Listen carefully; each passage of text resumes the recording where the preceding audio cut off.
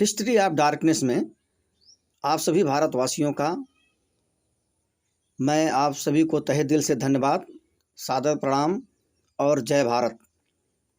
साथियों, आज मैं भारत के गद्दारों की एक सूची में एक ऐसा नाम जिसके इतिहास को जानकर आप सभी को हैरानी भी होगी और नफ़रत भी। यह ऐसे गद्दार हैं जिन्होंने सैयद सलार मसूद के मज़ार के निर्माण में पूरी अपनी ताकत लगा दी थी और अपने आप को जो फिरोज शाह तुगलक था उसकी गुलामी भी की और विद्रोहियों को कैसे दबाया था उसकी मज़ार को बनवाने के लिए। और कौन सी मज़ार थी आपको पता है? वो जो मज़ार जिसकी बनवाई गई थी वही जिसे महाराजा सुहेलदेव जो भारस्यभर वंश के महाराजा सुहेलदेव राजभर थे उन्हीं के द्वारा जो मारा गया था, उस आक्रांता की मज़ार की निर्माण करवाने के लिए कैसे। देखिए, ये नरपत सिंह आप गंगवाल के राजा हैं। इनका एक बाय रिकॉर्ड एक हिस्ट्री लिखी गई है। देखिए, इनका जन्म कैसे 12 जनवरी 1882 में होता है। और आगे मैं इसको आप लोगों को बताऊं तो इसको मैं अभी आपको हिंदी में बताता हूं साथियों। अब देखिए, ये नरपत सिंह गंगवाल के राजा, ये देखिए इसका जन्म 12 जनवरी 1882 को जन्म। इनकी जो उपाधि है वंशानुगत है क्योंकि परिवार में पीढ़ी दर पीढ़ी राजा हैं। गंगवाल के राजा प्राचीन और शक्तिशाली जनवार परिवार की बड़ी शाखा के प्रतिनिधि हैं ये जो साहब हैं, जिनमें से वर्तमान सदनों मतलब सदन एक सर्टिफाइड एक जो इनका जो तालुका बोलते हैं तालुकादारी मिली थी बलरामपुर, ओल, कैमराहा और पयागपुर। अवध के सभी ये परिवारें जो हैं एक ही परिवार के सब शाखाएं हैं। जनवार परिवार के जो संस्थापक थे, इसके संस्थापक जो यहाँ पे अवध में देखिए यहाँ के भी नहीं हैं। अब आगे देखिए, एक सैन्य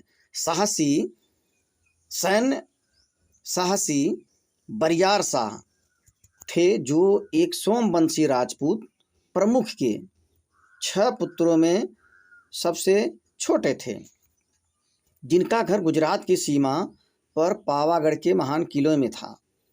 अब वहाँ से ये अपना भाग्य तलाशने के लिए कहाँ आए? उत्तर भारत, दिल्ली की शाही सेना में जाकर वो शामिल हो गए। दिल्ली की शाही की सेना में शामिल हो गए, सेना में शामिल हुए। सोचिए, एक किले के मालिक को जाके एक सेना में शामिल हो जाते हैं। और 1374 ईस्वी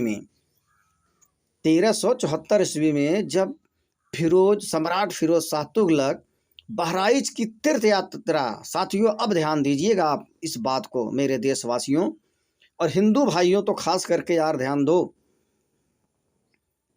क्योंकि ये बहुत इंपॉर्टेंट बात मैं बताने जा रहा हूँ। और सैयद सलार के प्रसिद्ध मज़ार को बनवाने के लिए आया।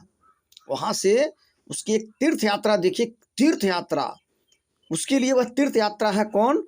बहराइच, वो जो सैयद सलार मसूद की जो जगह थी जहाँ पर उसकी एक छोटा सा दरगाह पहले फिरोज नसरुद्दीन शाह ने बनवाया था 1226 में। अब साथियों देखिए, वह उसकी तीर्थ यात्रा के लिए, अब सोचिए इसी तीर्थ यात्रा में तमाम हिंदू भाई जाते हैं। सैयद, देखिए ये धर्म की कट्टरता क्या होती है, यहाँ से सीखो। एक 300 साल पहले जो मारा गया था एक आक्रांता, और उसकी वो मतलब उसकी एक मज़ार दरगाह या जो उसको बोलते हैं बनवाने के लिए, और उससे तीर्थ यात्रा कह रहा है, उसके लिए आया। लेकिन साथ में देखिए कौन आ रहा है? वह बरियार शाह को साथ लेके आया। फिर एक उसे क्या बना दिया? रिसालदार, मतलब रिसालदार यानी सेनापति बना दिया अपनी सुरक्षा के लिए। और क्यों? उस देश के लूटने वालों से, मतलब जो बहराइच में, देखिए क्या मतलब, कौन देश का लुटेरा है? देखिए पहले किस तरह से यहाँ बात कही जा रही है। लूटने वालों से मुक्त करने का आदेश दिया। किसने?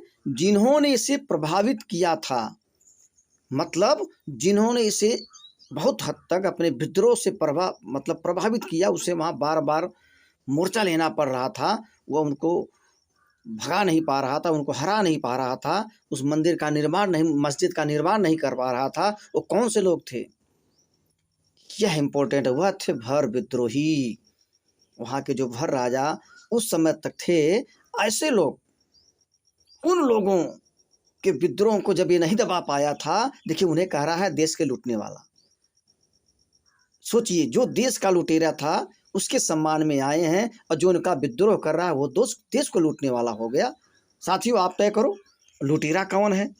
अब देखिए, बरियार शाह ने इस आदेश को इतनी कुशलता से निष्पादित यानी कि सक्रियता से किया कि सम्राट ने उसे इकौना जिला बना दिया।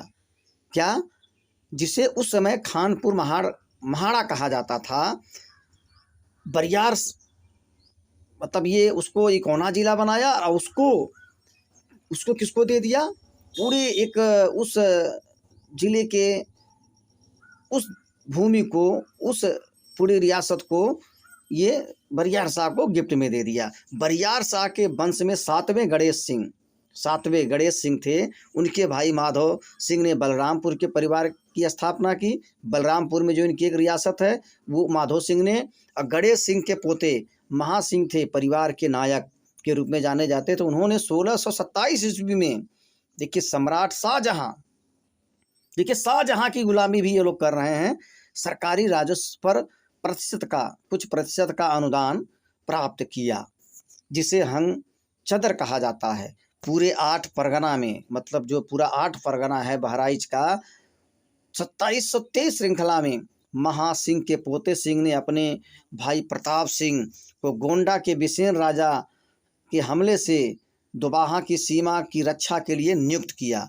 इस प्रताप सिंह ने इतने प्रभावी ढंग से उस काम को अंजाम दिया कि उन्होंने खुद को इतना मजबूत महसूस किया कि वो खुद को अपने भाई जो इकोना के राजा से स्वतंत्र करके मानकापुर के राजा के रूप में घोषित किया, जिसे अब गंगवाल कहा जाता है। वही अब गंगवाल कहा जाता है मानकापुर।